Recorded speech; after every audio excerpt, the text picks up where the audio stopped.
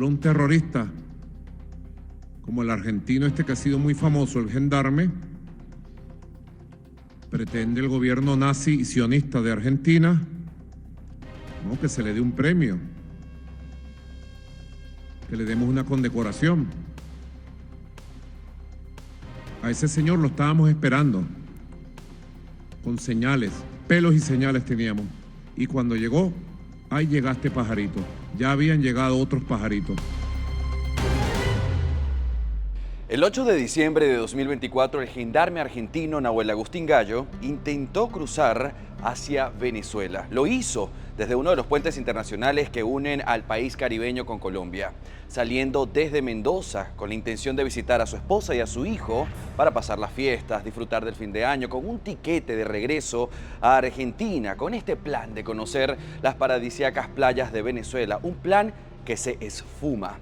Pues al cruzar la frontera del lado de Venezuela es detenido, interrogado y secuestrado, acusado por Nicolás Maduro sin pruebas de que este tenía un plan criminal en Venezuela, disfrazado en un ropaje de esta visita sentimental a su familia.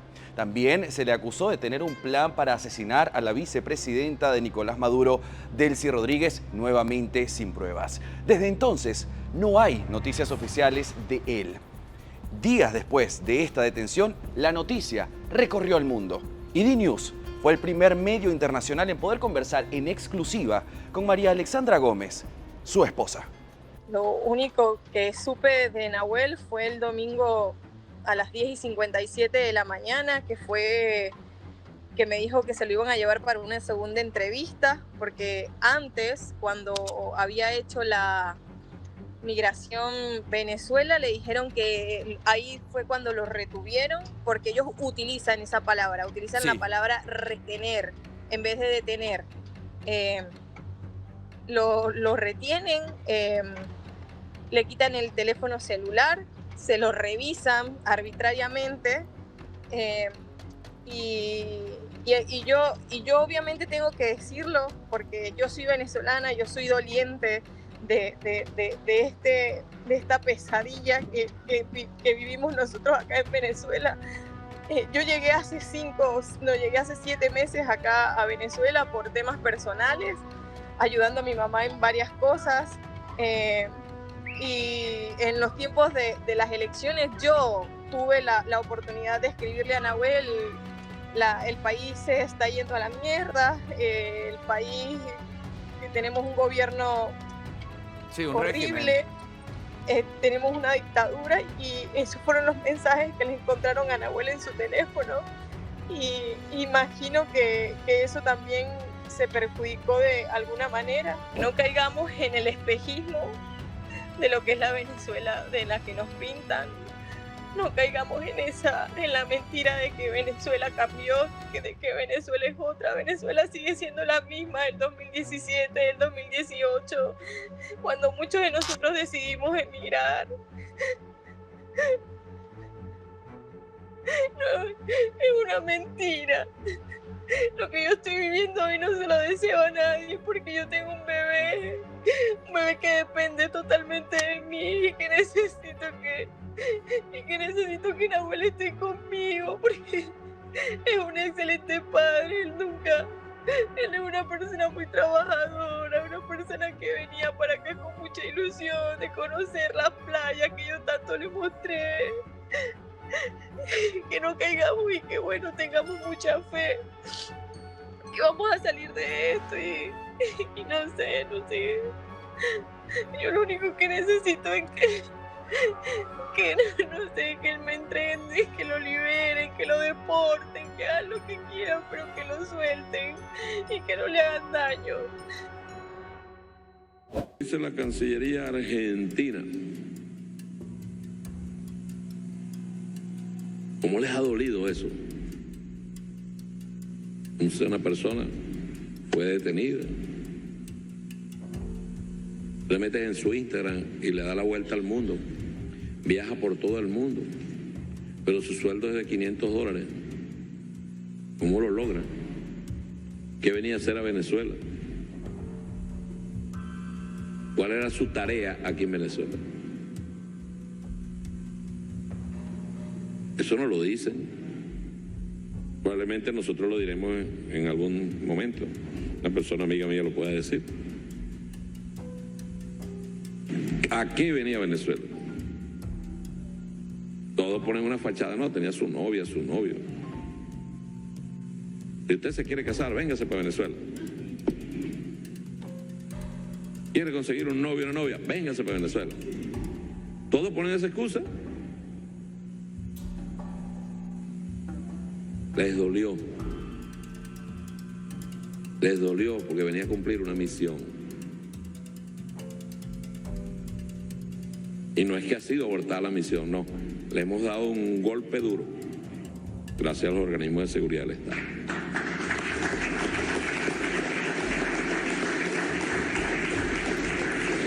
Y nos amenazan también. La fascista Patricia Bullrich nos amenaza. Eso será causa de guerra. Por Dios. Declarar la guerra a los ingleses que le quitaron las Malvinas. Luego, en enero de 2025, a casi un mes de no tener información oficial de Nahuel Agustín Gallo y su secuestro, salieron a la luz las primeras imágenes desde la cárcel. Ahí está Nahuel, cabizbajo, cansado, molesto. Mire, él es una persona que siempre estuvo bajo todo el margen de la ley, ¿sabe? Gendarme, es un cabo primero, le gustan las cosas rectas, que eso le estuviese pasando a él y él no entender la justicia venezolana, obviamente él lo debe estar como que, ¿por qué? ¿Sabes? O sea, si yo lo he denunciado tanto, que es un crimen de lesa humanidad, que es algo que viola todo, y que Nahuel, eso le debe estar pasando por la cabeza. O sea, ¿qué quiere esta gente? Yo imagino que en ese momento Nahuel todavía no tenía ni idea de lo que le venía, ¿no? El presidente de Argentina, Javier Milei, crítico a las elecciones del 28 de julio de 2024, crítico al régimen de Nicolás Maduro y a la falta de democracia, pidió por la liberación del gendarme argentino. La situación del ciudadano argentino Nahuel Gallo, secuestrado y detenido de manera arbitraria en Venezuela, sin imputación, sin asistencia legal ni consular. En palabras simples, una desaparición forzosa. Exigimos al gobierno de Venezuela su inmediata liberación y hacemos un llamado a la comunidad internacional para que acompañe este reclamo legítimo en defensa de los principios más básicos del derecho internacional y de la dignidad humana. Cuando Javier Milei, el presidente, habló acerca de desaparición forzosa en este caso, ¿cómo lo describís vos? Y que es exactamente así fue. Y la emoción fue horrible porque calculale que el mismo presidente de la nación, donde es mi hijo, esté pidiendo por él, donde todos sabemos que es totalmente un ser humano inocente, donde por ir de sus propias vacaciones merecidas esté detenido tan injustamente, tan de cruel manera, porque no hay un contacto con él, no lo dejan tener ni un contacto con la familia, ni un abogado. Es la dictadura de Maduro, está claro que no hay garantías ni debido proceso, que es una causa absolutamente inventada, que es un gendarme que iba a Venezuela a visitar a su familia y que ha sido injustamente aprehendido y que nosotros estamos reclamando la liberación y estamos haciendo todo lo posible para que recupere rápidamente la libertad, porque no hay causa, no hay motivo, no hay razón alguna que valide o legitime la aprehensión de este gendarme, que nada tenía que ver con el intento de hacerlo aparecer como realizando actividades de espionaje, sino que muy por el contrario iba a visitar a su familia, y toda la documentación y todas las pruebas dan cuenta de eso. Al sol de hoy, la familia de Nahuel Agustín Gallo sigue sin información oficial del paradero del gendarme argentino. Sin embargo, los expresos del rodeo, ya en libertad, nos contaron a nosotros, en nuestra señal, el infierno que se vive allí dentro. Gallo era muy querido por todos porque él fue una de las personas que nosotros le llamamos el TikToker, porque le siempre hacían videos cuando recibía comida. En la mañana, tarde y noche recibía comida y hacían video. ¿Desde qué momento estuvo Nahuel Gallo en el Rodeo 1? Diciembre, el que me acuerdo fue en diciembre, porque yo había llegado, yo estaba en la Torre C y él estaba en la Torre B. O sea, había escuchado de él, pero luego sí lo llegaron a traer a la Torre C donde yo estaba. Entonces, él llegó a la celda número 2. Yo estaba en la celda número 3. La razón que lo pusieron a él en la celda número 2, porque en esa celda estaba un señor que se llama Jaco, que es judío argentino. Entonces lo pusieron a él juntos con una persona que sea, pues argentinos, ¿no? Pero por eso lo pusieron ahí, porque antes lo tenían en otro lugar. Se logró tu liberación en julio del 2025. ¿Nahuel Gallo estuvo todavía en el Rodeo 1 cuando tú te fuiste? Yo te puedo decir de que Nahuel Gallo estuvo y sigue allí hasta 3 semanas antes. Te puedo decir 3 semanas. El momento en que salieron los colombianos, los últimos 17 colombianos, ellos me aseguraron que habían visto y estaban todavía con Nahuel. ¿Qué más te contaban de Nahuel de estos últimos meses? De su apariencia física, de su estado mental, de su perspectiva, de su esperanza. La esperanza está fuerte, pero de que la preocupación de que ¿por qué se demora tanto? O sea, después de tanto tiempo él pensaba de que, pues, verdaderamente todos pensábamos de que él iba a ser una de las personas que iba a salir primero, porque de todos los videos que le estaban haciendo, todas pruebas de vida, ¿no? Pero pues no llegó a ser de esa manera, ¿no? Entonces, lo que yo sé es de que él tiene mucha confianza en su gobierno y él hablaba muy bien del presidente Milei, de que a mí me sacan, ¿no?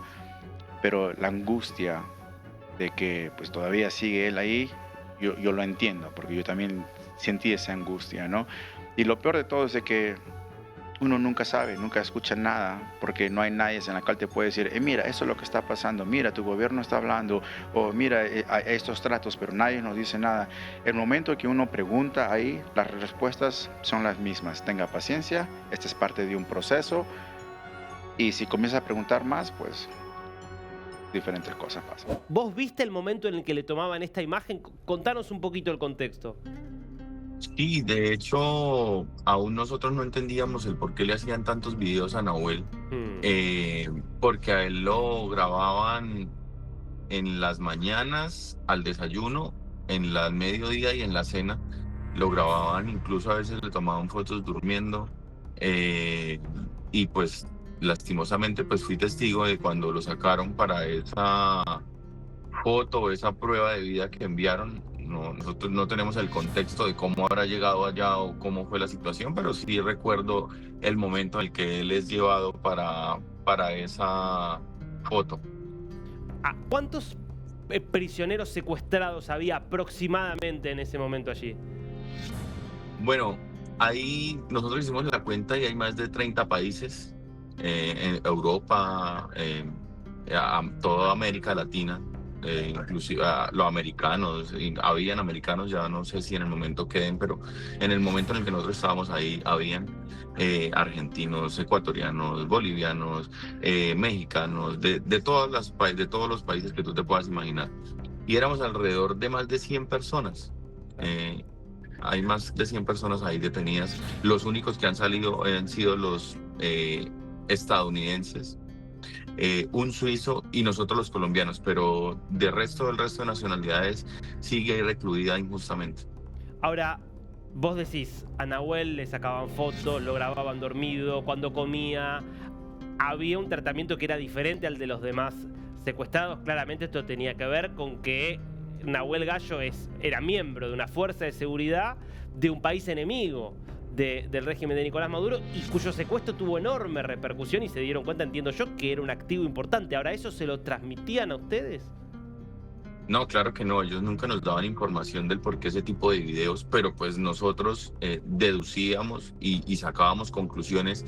Y yo de hecho le dije a Agustín en diciembre hablábamos del por qué lo grababan tanto. Y yo le decía, yo creo que las relaciones, porque nosotros ahí estábamos incomunicados, no teníamos acceso pues a toda la información que se pudiera presentar en el mundo, entonces pues eran simples deducciones que nosotros sacábamos del por qué pasaban ese tipo de situaciones. Y yo le decía, yo creo que las relaciones entre Venezuela y Argentina no están muy bien en este momento, y pues creo que ya una vez en libertad pudimos saber que efectivamente las relaciones entre Venezuela y Argentina están deshechas, y pues es una de las causas primordiales por la que Agustín está allá todavía. ¿Cómo te imaginás que está Nahuel en este momento en que estamos nosotros hablando acá? Hace poco fue liberado un compañero que se llama Pierre Castro. él es francés. Y él me contó que desde que yo salí, a Nahuel lo dejaron solo, no tiene ningún compañero en la celda, cosa que me preocupa mucho porque uno no es tan fuerte mentalmente todo el tiempo. Entonces me preocupa mucho la salud mental de Nahuel, me preocupa mucho qué decisiones va a llegar a tomar, porque todos sabemos que la salud mental es muy fuerte y se ve afectada estando ahí dentro. De hecho, nosotros tuvimos compañeros que aún inclusive estando con un compañero intentaron suicidarse, se colgaban de sus sábanas, con las afeitadoras se cortaban el cuello, se cortaban las manos, las venas, cosas realmente fuertes que nosotros llegamos a presenciar y a ver, y que eran compañeros de nosotros, personas que veíamos todos los días en el patio o personas con las que alguna vez compartimos. Entonces, pues era muy fuerte esa situación, llegar a pensar que pueda llegar a pasar algo más y estando Nahuel solo en una celda. ¿Vos temés que Nahuel pueda llegar a hacer algo de eso?